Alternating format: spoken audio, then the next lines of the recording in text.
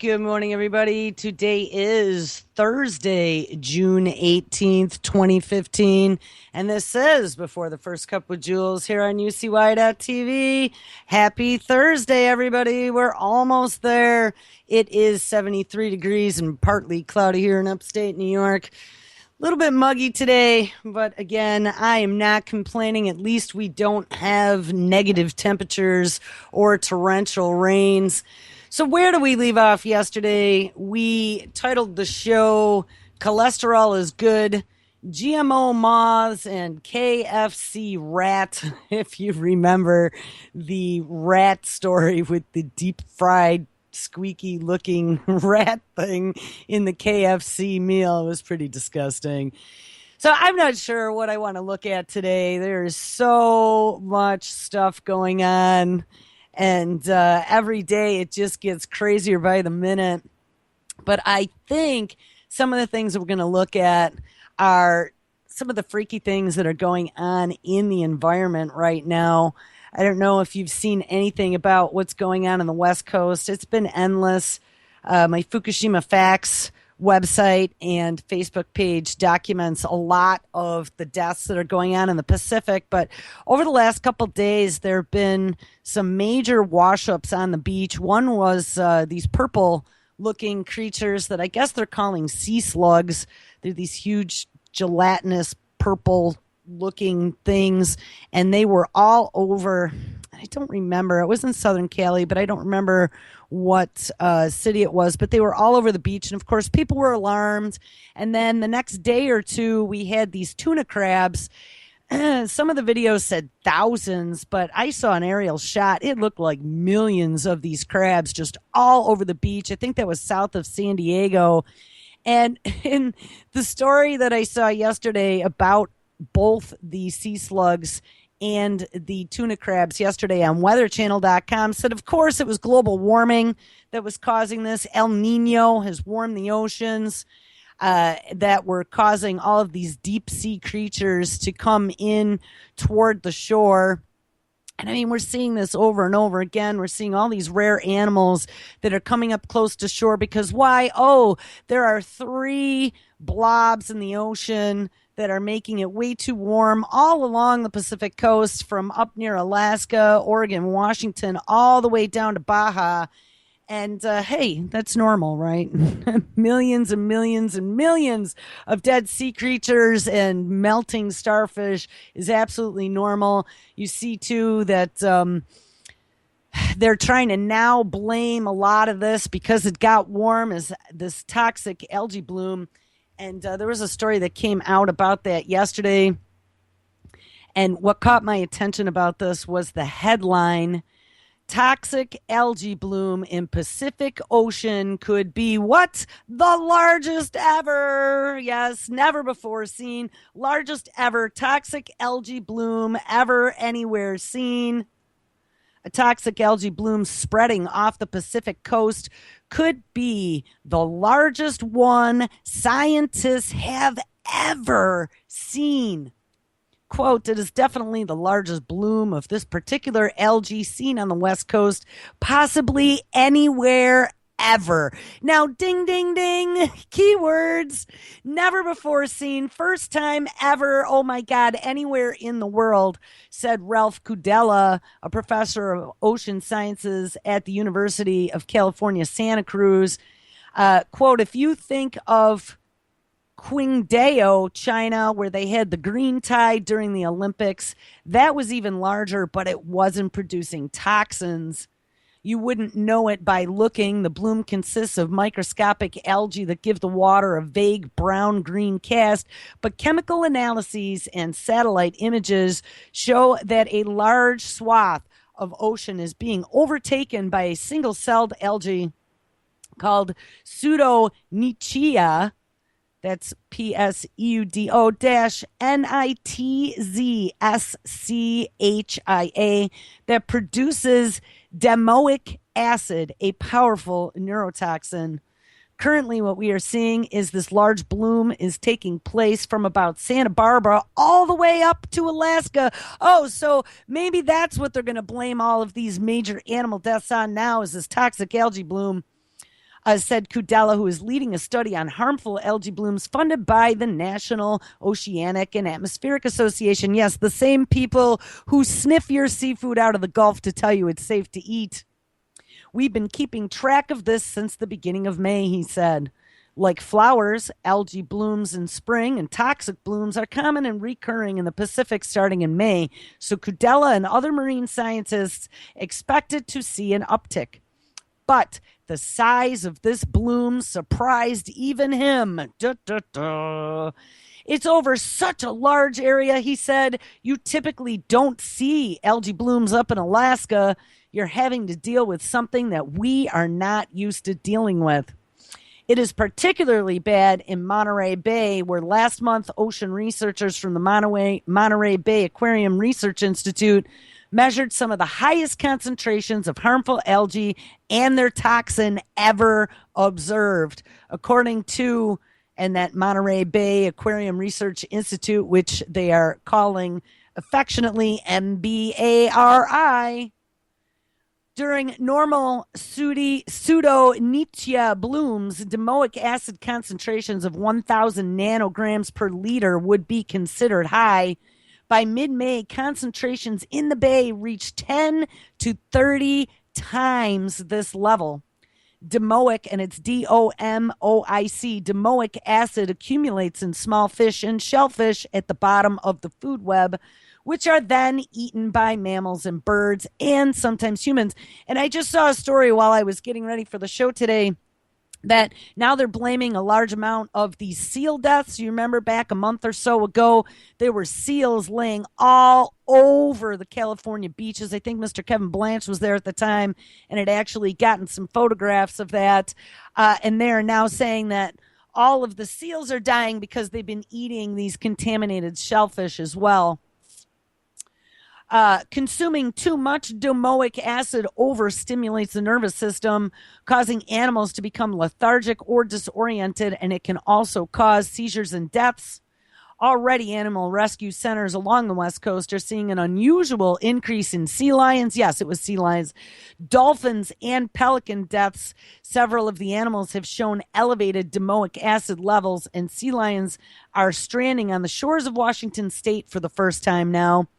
The dangers of domoic acid have been well known and closely monitored since 1987, when a number of people died from eating Prince Edward Island mussels that were loaded with the toxin. Each year, California imposes a 6-month moratorium on recreational shellfish harvesting from May through December, when the chance of toxic poisoning is highest, and enforces strict testing of hauls from commercial fisheries. California has closed an additional anchovy fishery, both in Oregon and Washington, and have shut down razor clam and crab and fisheries. More closures are likely to follow. Now, we've talked about the collapsing ecosystem in the Pacific Ocean. I'm sure that you've read a lot of stories about it. So what? Now they're going to blame it all on this toxic algae bloom like it just started happening. But this has been happening now for the last few years. Since when? Fukushima. I just can't even get over. So people are going to believe now it's this toxic algae bloom, and last week it was El Nino, and the week before it was some bacteria that was causing the starfish to melt. Like, how many different things are they going to come up with as to what is killing the Pacific Ocean, while not addressing the elephant in the room, even as a suggestion or a possibility? It's just unreal, and nobody questions any of it. The dangers to human is restricted to eating seafood that contains lots of accumulated domoic acid. The concentration of the acid itself in the water is not enough to harm swimmers or surfers. Well, phew, your tourism won't suffer. Let's go in the water when we know about this. How about if you drink some? I mean, we just read the other day about that flesh-eating bacteria that lives in salt water that apparently is all over Florida beaches now as well.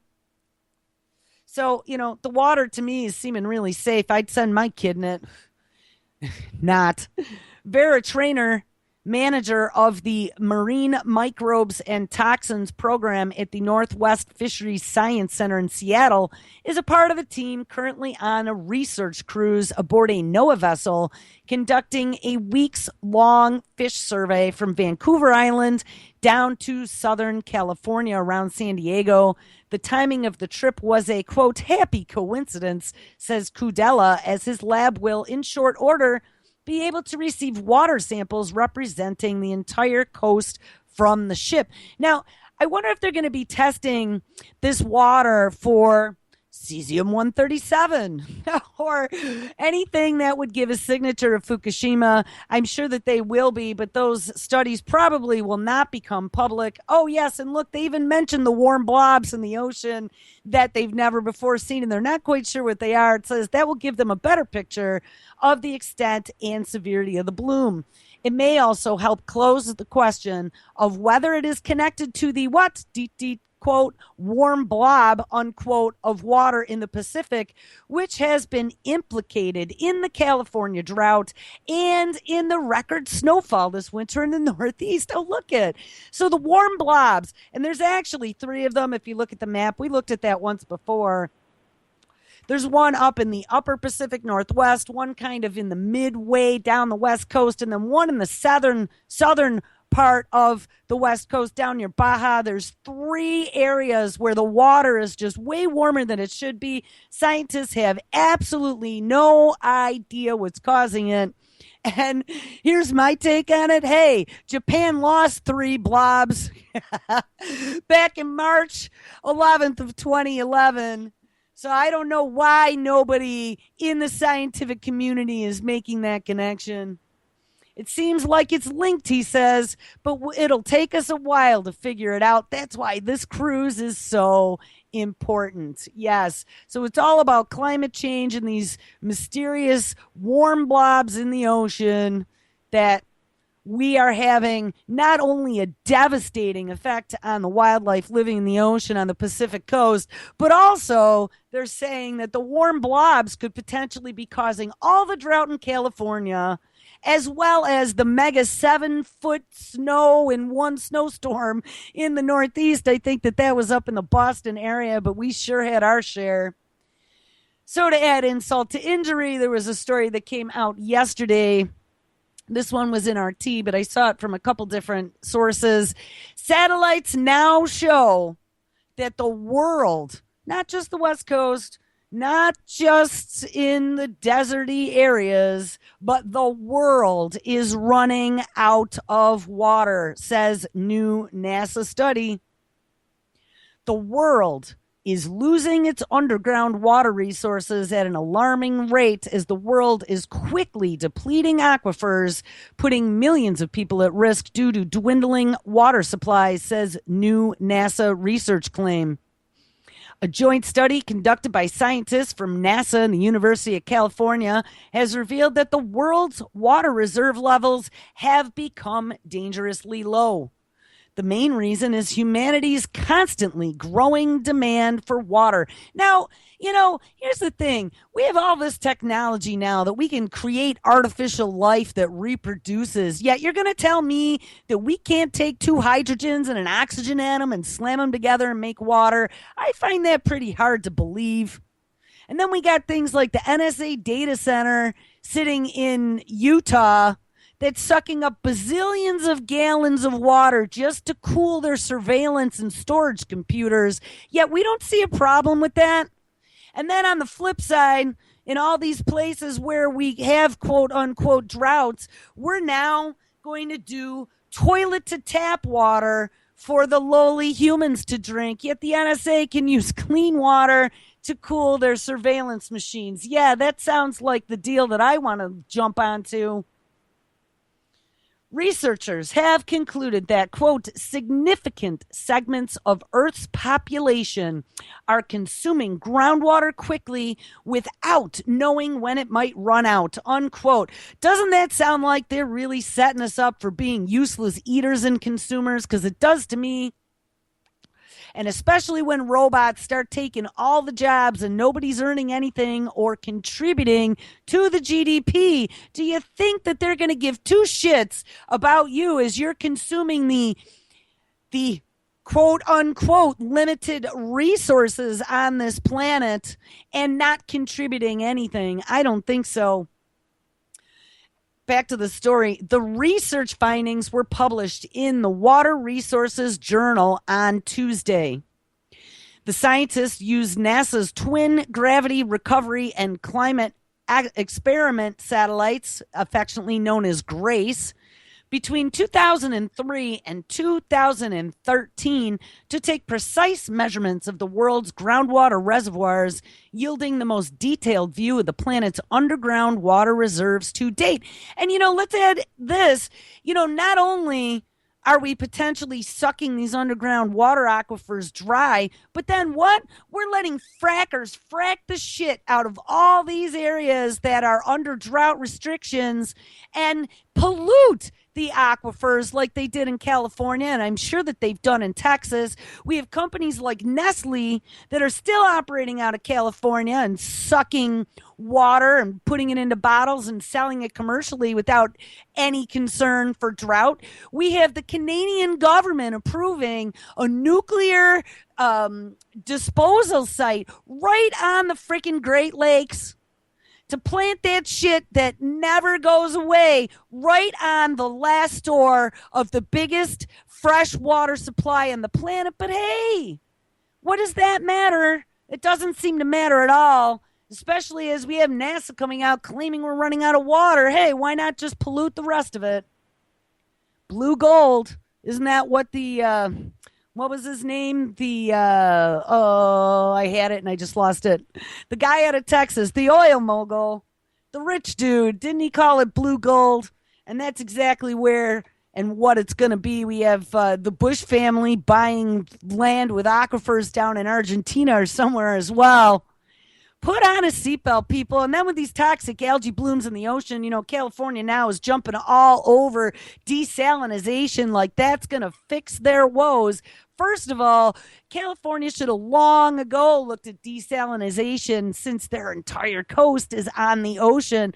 But second of all, I see some really disturbing story the other day that was in some pro-nuclear publication stating that San Onofre, which was shut down successfully last year, San Onofre could actually be the solution to California's water woes because not only is it a nuclear plant, but they also have desalination capabilities. So maybe we should fire that thing back up. Yeah, nuclear power to desalinate water is going the absolute wrong direction. And when you look at the whole desalination process, here's what they do. They suck out all the salt and then they put that salt back into the ocean. Now, anyone who ever took even basic chemistry 101 knows that you get to a point where sediment, it's called saturation point, I believe, where sediment, like I remember doing that experiment with sugar, where you stir warm water and you dump sugar into it, and you keep stirring it and stirring it and stirring it until it becomes super saturated, and then the sugar doesn't dissolve in the water anymore. It just falls out to the bottom. Well, don't you think, even though the ocean is a big, huge bowl of water, that at some point that's going to happen? And even if it doesn't completely mix with the water, you don't think that the coastal areas are going to become so toxically salty that the fish and all the other marine life isn't going to be able to survive in that anymore? I mean, these people are just not thinking with their brains, and I don't know if this is intentional or not, but I'm going to say it is intentional because scarcity causes supply and demand. You make more money, and only the rich can afford the basic necessities of life.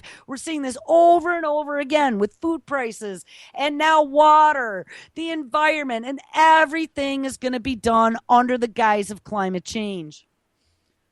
Phew. All right, let's find where I was in this story. Sorry, guys. All right. It says, I'll read this again. Scientists used NASA's Twin Gravity Recovery and Climate Experiment GRACE satellites between 2003 and 2013 to take precise measurements of the world's groundwater reservoirs, yielding the most detailed view of the planet's underwater reserves to date. The GRACE satellites detected changes in the Earth's gravitational pull as large volumes of water under the ground create stronger gravitation. This has really been our first chance to see how these large reservoirs change over time, said Gordon Grant, a research hydrologist at the Oregon State University, who was a member of the research team. The study has shown that about one-third of the Earth's largest groundwater basins, 13 of the planet's 37, are being rapidly depleted while receiving little or no recharge. Quote, given how quickly we are consuming the world's groundwater reserves, we need a coordinated global effort, yes, ding, ding, ding, to determine how much is left, says UCI professor and principal investigator Jay Famigetti, who is also the senior water scientist at NASA's Jet Propulsion Laboratory in Pasadena, California. Underground aquifers supply up to 35% of the water used by humans worldwide, being the primary source of fresh water for approximately 2 billion, with a B, people, according to the study. Natural cataclysms such as drought can increase that demand. Quote, as we're seeing in California right now, we rely much more heavily on groundwater during drought, says Famigetti. Yes, it's all polluted by frackers now. When examining the sustainability of a region's water source, we absolutely must account for that dependence. Getting back to the frackers, here's my thing. These frackers were using groundwater for their fracking processes. Why the hell weren't they using brown water?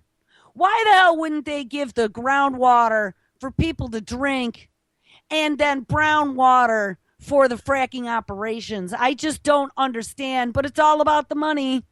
And what? We didn't know? I mean, they said that they discovered this in 2013 when the study ended. Well, you're not going to, in 2013, you didn't know that there was an issue already? And this drought's been ongoing as well in California and Colorado, Nevada. Texas. I mean, Texas just had massive rains, so their aquifers have filled back up. But before that, Texas was on fire in like 2011 and 2012.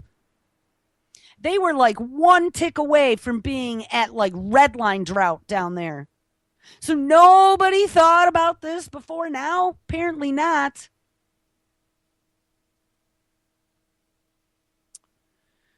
All right.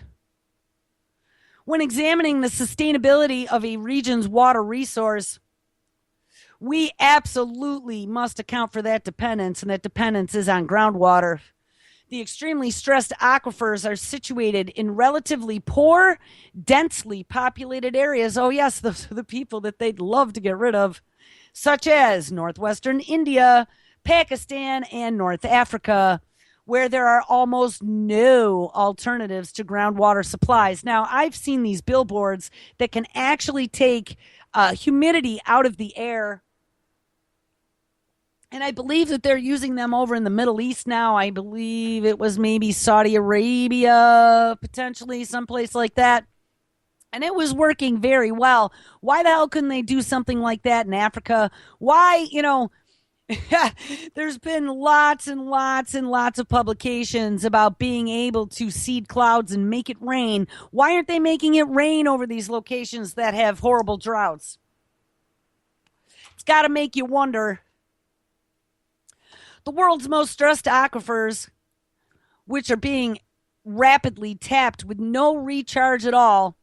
One is the Arabian aquifer, which supplies water to more than 60 million people, followed by the Indus Basin in India and Pakistan, and the Merso Dajo Basin in Libya and Niger. Here we go. Global warming, ding, ding, is making the regions near the equator drier, leading to a situation where people have to tap more water from aquifers to solve the issue of water scarcity. Most of the groundwater used for human consumption does not go back down to the aquifers, but evaporates or is dumped into rivers along with production and utilization wastes, eventually ending up in the ocean. Scientists emphasize that water insensitive industrial activities put a serious strain on the health of aquifers. What, like fracking? That's all over the country per Obama to make us oil independent? Yes, that was him that did that. Yes, it was. Leading to their rapid depletion. In the Australian Canning Basin, for example, less than 1% of the aquifer is covered by residential areas, yet it ranks third in rate of depletion, according to the Grace Research. Scientists suspect that rapid exhaustion of reserves may be due to what? Yes, mining activities in the areas. Well, then stop. Pull them all out. Tell them to GTFO. We don't want you here. And guess what? They're all going belly up now anyway. Because it costs too much. There's no profit in it anymore. After you ruined all the aquifers, now there's no profit. Alexandra Ritchie, the research project's leading scientist, said the team has tried to warn the international community and call for active management of water resources today in order to protect the future. Quote, we don't actually know how much is stored in each of these aquifers. Estimates of remaining storage may vary from decades to millennia, said Ritchie. In a water-scarce society, we can no longer tolerate this level of uncertainty, especially since groundwater is rapidly disappearing. In 2012, yes, in Japan, where all the water is radioactive on the coast, Japan's study suggested that up to 40% of the sea level rise observed in the last 10 years can be accounted for by groundwater flushed into the ocean after human use. Well, how's that get you? I just can't get over how this is all playing out and how people are just going along with all of it. I thought there was something else I wanted to look at here. There was another story, but maybe we're going to miss that. We can go back to, actually, here's what I wanted to talk about. So, we've been talking about GMO foods, the lack of labeling that's coming in our future, forced medical procedures, vaccines, loaded with RNAi and all these new technologies, never before seen outbreaks of who the hell knows what. Oh my God, be afraid, be very afraid, Johnny, who ruined everybody's Disney vacation, measles vaccinations, and bringing it down to the Vaccinate All Child Act of 2015 that's sitting there in the House waiting to be approved. Well, get this. The AMA, the American Medical Association, is now preparing gag orders for medical dissenters in the physician community. The American Medical Association, so as all this is going on, they're not going to allow doctors to tell the truth, and I'm sure they're doing the same shit with scientists. You end up upside down, suicided with your hands duct taped behind your back. The American Medical Association's latest attempt to shore up their medical monopoly could have stiff consequences for practitioners who do not toe the line. Angered by what they call, quote-unquote, quack MDs, the AMA recently decided to, quote, actively defend the profession. And if you remember, Dr. Oz came out not too long ago and spoke out against GMOs. I think he was also speaking out against vaccines. I don't watch Dr. Oz, but I was surprised that somebody so in the mainstream actually was speaking a smidgen of sense to the, coffee clatch housewives who watch him every day and think he's so cute. In particular, back to the story, the AMA plans to, quote, create ethical guidelines for physicians in the media, writing a report on how doctors may be disciplined for violating medical ethics through their press involvement, and release a public statement denouncing the dissemination of dubious medical information through the radio, TVs, newspapers, or websites. So we're looking at not only Dr. Oz, but Dr. Mercola and others who are trying to raise the alarm at the false medical info that's being forced down our throat, the inability for people to look at alternative means beyond the biopharma industrial complex that wants to load you with poisons and keep their cash cow flowing. And, you know, we're going to look at something that I had talked about before, this truth algorithm. Google had talked about a new way of ranking websites, and that was not going to be as to how many references you had to your website from other linkbacks or to how many keywords you had, but they're talking about ranking websites now based upon the truthful facts that are on your website. And they're going to start scanning websites against their database of quote unquote truth to determine who has the most truth on their sites, and those sites with the most quote-unquote truth, according to Google's truth index, will get top ranking. How insane is that? Talk about clamping down on internet rumors, Mr. Bill Clinton. He sure got his Ministry of Truth, and it is sure coming to a website near you. And especially since the FCC now took control, put on a seatbelt, because this propaganda war is now in your face and at the nth degree. All right, back to this article. Dr. Mehmet Oz of the Dr. Oz Show, so they do mention him, was specifically mentioned as being responsible for the type of behavior and quote-unquote pseudoscience that the AMA would like to curtail. One of the people who helped craft the AMA resolution to tighten controls on doctors in the media is not, in fact, a physician himself, but only a medical student. He told Vox, which is a website, Vox, in an interview that, quote, Dr. Oz has something like 4 million viewers a day. The average physician doesn't see 1 million patients in their lifetime. That's why organized medicine should be taking action, unquote. And if you remember back to a month or so ago, we actually played a clip from that other daytime show called The Doctors, another show that I don't watch. It's, you know, coffee clutch, housewife TV. But on the other hand, they went toe to toe with Monsanto. They had a researcher from Monsanto on as a guest, as well as, and I don't remember his name, that researcher who works for the Institute of Responsible Technology, Jeffrey Smith, I believe is his name. And they went toe to toe looking at all the lies and untruths that Monsanto was putting out there. And that was a great interview. If you missed that one, I'm sure you can find it in my archives at our YouTube channel, youtube.com/UCYTV.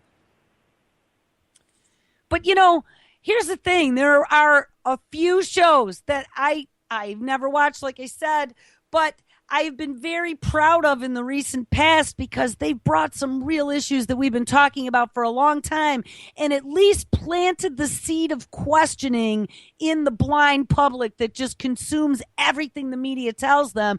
They planted that seed to make them maybe, just maybe, do a little more research. And in the story that we read yesterday in regards to how much GMO is grown in this country and how we have to import all of our organic corn and soybeans into this country because nobody's growing it here, it ends up that, what was the number? 40%, 30%, 40% of Americans now are actually asking for organic and wanting to stay away from GMOs. So we're making a dent.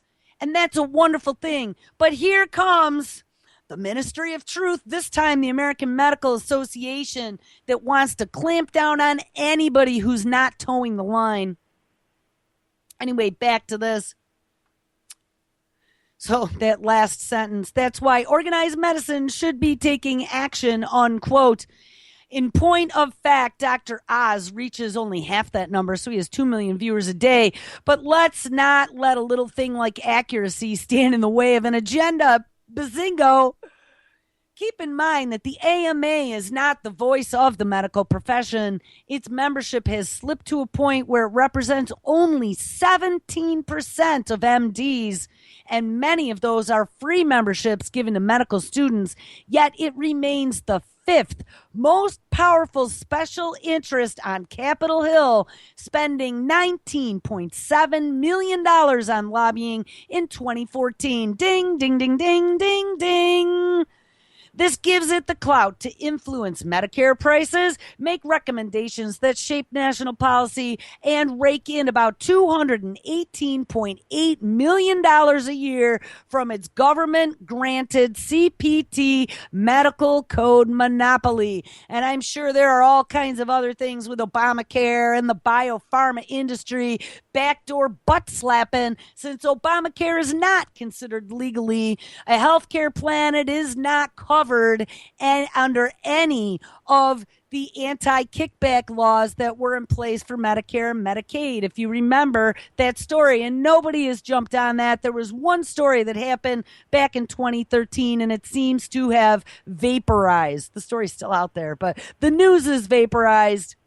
Kickbacks are legal and there is no protection. Don't think that any of these organizations are looking out for your best interest. If there is one theme that seems to go through every single one of these shows and every single piece of news that we look at, nobody is looking out for you or me at all. They're not. It's all about the money, people, and we are just collateral damage. Or the guinea pig in the petri dish that then becomes collateral damage because we just don't matter. We're consuming resources. Dr. Oz is a high-profile example, but countless integrative doctors in states across the country routinely face harassment and the threat of having their licenses revoked by state medical boards for the most specious reasons. You may recall our past coverage of the Washington State Board's appalling crusade against Dr. Jonathan Wright as only one example among many. But when conventional doctors engage a behavior that is similar to that of integrative physicians, or when conventional docs flout the laws in the most egregious ways, state boards are far more lenient if any action is taken at all. The bias then is already overwhelmingly against integrative practitioners and how the AMA is looking at taking further steps to silence them. What will happen to doctors who don't unflinchingly support the CDC's vaccine regime? There we go, ding ding. Or who inform their patients of any alternative treatments that clash with conventional orthodoxy? In Europe, it is already illegal for doctors to use the terms probiotic, superfoods, and antioxidants when used in relation to commercial food products or supplements. And European doctors who even mention the benefits or health claims of any food, supplement, or non-drug product to patients face jail time. Will we allow free professional speech to be similarly suppressed here? And has this come to the U.S.? I mean, this seriously is like a science fiction novel gone absolutely apeshit mad today. I can't even get over my face is getting red. Every day when I read the news, it is just more insane than yesterday. How is this being allowed to happen? And people are just accepting everything they tell them. Well, I don't want to get off the topic. Let's finish reading this story. The only way that medical care advances and gradually becomes more scientific is by challenging orthodoxy. Doctors killed George Washington by repeatedly bleeding him. And the doctors who first told physicians to wash their hands was scorned and harassed. The doctor who first found bacterial involvement in stomach ulcers was vilified until he was eventually exonerated and given prizes. And as Gary Null showed effectively in his book Death by Medicine, medical error is today the largest single cause of death in the U.S. It sure is. It's all the drugs. Go on a commercial and listen to every single drug they advertise to you. It's going to cause anal bleeding and ulceric cancers that are going to make your eyeballs fall out. But check with your doctor and see if it's right for you. I mean, who the hell in their right mind would take any of this shit listening to the side effects? Back to the story. How can there be advances or improvements if critics, researchers, and innovators are all gagged? And as we're now seeing that we have the self-replicating nanobots of the future are going to cure your cancer, you better make sure that any research that's done to the contrary is never going to get out. Nobody is going to be allowed to talk about the damage that GMO does. And they're all going to be stuck in prison. Because of national security? I don't know. I don't know what they're going to use as their laws or rules. But it's coming. It's happening today. They are squashing opinion. And hey, if you won't shut up, hey, Google's got a new truth algorithm that they're going to be able to use. All right. Anyway, at the ANH USA, which is this publication I'm reading out of, we believe in a free and open market when it comes to healthcare choices. And absolutely, I mean, I've talked about my dentist forcing medical procedures, telling us they won't treat us anymore if you don't get the panoramic x-ray, that even the American Dental Association, in their most recent update of 2013, says on their website that there is evidence that it causes brain cancer, especially in children. But my dentist's office is telling us that if we don't subject my child to this procedure, they can no longer treat us anymore because of what? Oh, his liability. You mean to tell me bite wing x-rays for the last 40 years didn't protect people? Because I think it did just fine. JJ's also talked about getting fired by his doctor because he wouldn't go through the additional vaccines with his kid. This is going to become the norm. And when they squash these doctors now and threaten them with being jailed or fined or losing their license and their livelihood, they're just going to shut up. They're going to toe the line, and it's going to become more and more common to be fired by your doctor. And then where are you going to get health care from? Because you know what? No doctor is going to take you. Not that we want to go see them, but at some point, you know, every once in a while, you might need some real medical care. This is just so disturbing to me. All right.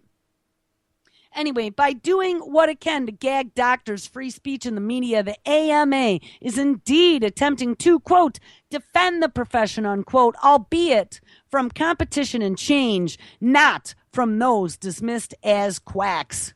Dun, dun, dun. So look out. All right, let me find that story before I run out of time here. This came out of phys.org yesterday, I believe. Yeah, 15 hours ago. Scientists create computational algorithm. It's all about the algorithm, ding, ding, for fact-checking. Network scientists at Indiana University have developed a new computational method that can leverage any body of knowledge to aid in the complex human task of fact-checking. In the first use of this method, Indiana University scientists created a simple computational fact-checker that assigns, and this is exactly what they were talking about for Google, that assigns a quote-unquote truth score to statements concerning history, geography, and entertainment, as well as random statements drawn from the texts of Wikipedia, a well-known online encyclopedia. In multiple experiments, the automated system consistently matched the assessment of human fact-checkers in terms of their certitude about the accuracy of statements. The results of the study, called Computational Fact-Checking from Knowledge Networks, are reported in today's issue of PLOS One. These results are encouraging and exciting, says Giovanni Lucia Campanile, a postdoctoral fellow at the Center for Complex Networks and Systems Research in the Indiana University Bloomington School of Informatics and Computing, who led the study. We live in an age of information overload, she says, or he, I don't know, Giovanni, what is it? It's probably a guy. He says, including abundant misinformation, unsubstantiated rumors, and what? Yes, I wish I had my finger symbols. Conspiracy theories. Oh my God, whose volume threatens to overwhelm journalists and the public. Guys, the Truth Ministry is here. I told you it was all about the algorithm. Now these bastards have done it. Our experiments, he said, point to methods to abstract the vital and complex human task of fact-checking into a network analysis problem, which is easy to solve computationally. The team selected Wikipedia as the information source for their experiment due to its breadth and open nature. Although Wikipedia is not 100% accurate, previous studies estimate that the online encyclopedia is nearly as reliable as traditional encyclopedias, but also covers many more subjects. Using factual information from info boxes on the site, IU scientists built a quote-unquote knowledge graph with 3 million concepts and 23 million links between them. The link between two concepts in the graph can be read as a simple factual statement such as Socrates is a person or Paris is the capital of France. What the IU scientists described as the automatic game of trivia, the team then applied their algorithm to answer simple questions related to geography, history, and entertainment, including statements that match states or nations with their capitals, presidents with their spouses, and Oscar-winning film directors with the movie for which they won Best Picture, with the majority of tests returning highly accurate truth scores.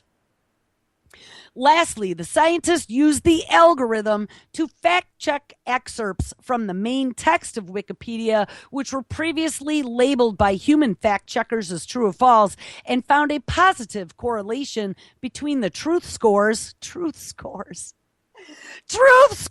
people! This is just so unreal. Truth scores produced by the algorithm and the answers provided by the fact-checkers. Significantly, the IU team found that their computational method could even assess the truthfulness of statements about information not directly contained in the info boxes. For example, the fact that Steve Tiesh, the Serbian-American screenwriter of the classic Hoosier film Breakaway, graduated from the Indiana University despite the information not being specifically addressed in the info box about him. Quote, the measurements of the truthfulness of statements appears to rely strongly on indirect connections or paths between concepts. And if we prevented our fact checker from traversing multiple nodes on the graph, it performed poorly since it could not discover relevant indirect connections. But because it is free to explore beyond the information provided in the info box, our method leverages the power of full knowledge of the graph. Although the experiments were conducted using Wikipedia, the IU's team method does not assume any particular source of knowledge. The scientists aim to conduct additional experiments using knowledge graphs built from other sources of human knowledge, such as Freebase, which is the open knowledge database. We read about this, built by Google. And note that the multiple information sources could then be used together to account for different belief systems. Google is becoming the ministry of truth. And I also read that Facebook now wants to become your portal to the internet. like in the old days of America Online, where you had to log into their service and then access websites by going out through their service. That's a very similar thing that they're talking about, where you're going to have to authenticate using biometrics to get to Facebook or some other big surveillance tool that hasn't yet been created and released to the public. And once you get in, then they're going to be able to not only filter the truth, but they're going to be able to surveil everything that you're searching for.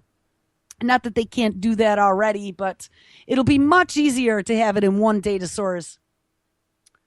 All right, here's the cherry on top. Quote, misinformation endangers the public debate on a broad range of global societal issues. Yes, that damn pesky internet is endangering society, says Filippo Menzer, director of the Center for Complex Network and Systems Research and a professor in the IU School of Informatics and Computing, who is a co-author on the study.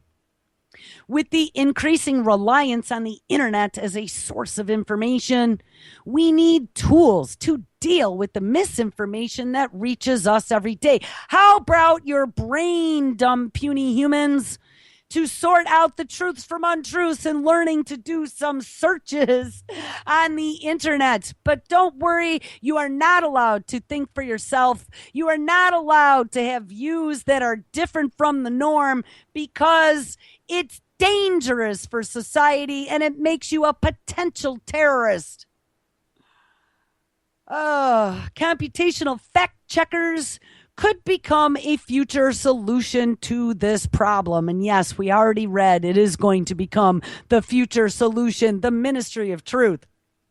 The team added a significant amount of natural language processing research, and other work remains before these methods can be made available to the public as a software tool. And I've talked about that before, the natural language processing, where they're taking unformatted text and audio, and they're able to scrape it and figure out even what you mean when you're talking slang by the context around it. Put on a freaking seatbelt, because it is coming to an internet connection near you. All right, where are we going to end the show? There was a lot more, and maybe we'll save some of this crap for tomorrow. But there was a story that I saw the other day, and I don't know. I had it open on a couple computers now, and it might be closed. And, oh, yes, my computer's running slow. Hold on, search history and jail. I saw a story the other day about, and here we go. June 10th. And I missed reading about this one. We ran out of time. We got a few minutes now. U.S. anti-fraud law makes deleting your browser history a crime that is punishable by 20 years in jail. Yes, this is true.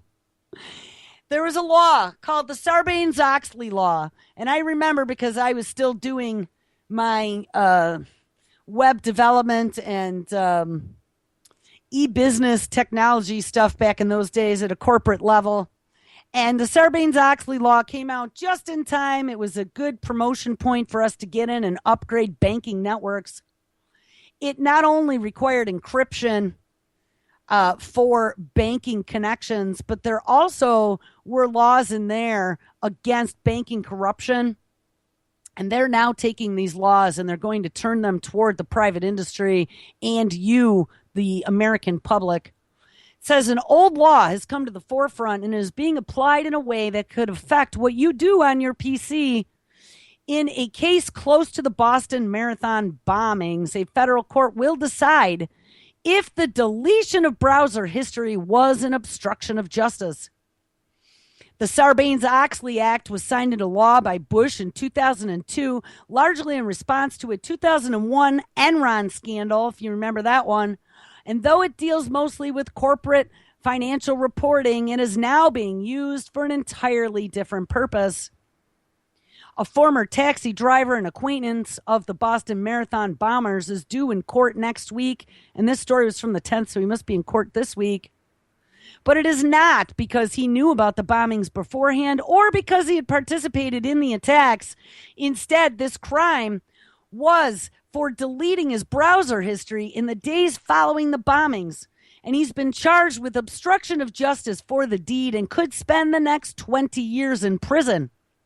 Prosecutors are clutching to one section of Sarbanes-Oxley, which details severe penalties for, quote, destroying, mutilating, concealing, falsifying records, documents, or tangible objects with the intent to impede, stall a federal investigation. A grand jury indictment from May of 2014 said that the taxi driver had, quote, deleted a large amount of information from his Google Chrome internet cache following the bombing, including references to the video of the suspected bombers, the Sarnoff brothers, two of the photographs of the bombers released at the time, and a photograph of Officer Sean Collier, who had been allegedly killed by the Sarnoff brothers.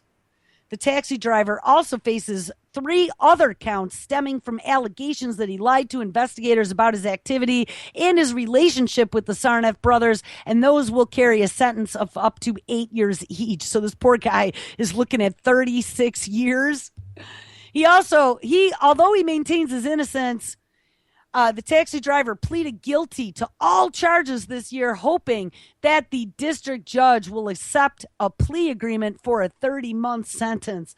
So put on a seatbelt, people, because deleting your internet browser history could potentially put you in the seat for 20 years. It says from the Electronic Frontier Foundation, don't even think about deleting anything that may be harmful to you, because we, the government, may come after you at some point in the future for some unforeseen reason, and we want to be able to have access to that data. And if we don't have access to that data, we're going to slap an obstruction charge on you that has a 20-year maximum sentence.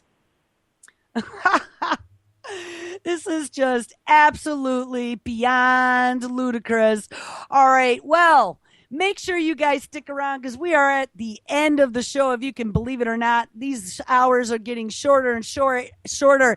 It is Thursday, so we have Lonnie Clark up next, sitting in for Mr. Kevin Blanche on Post Ignorance Project. And at 6 p.m. Eastern, we have Mr. Chuck Ocelli on the Ocelli Effect.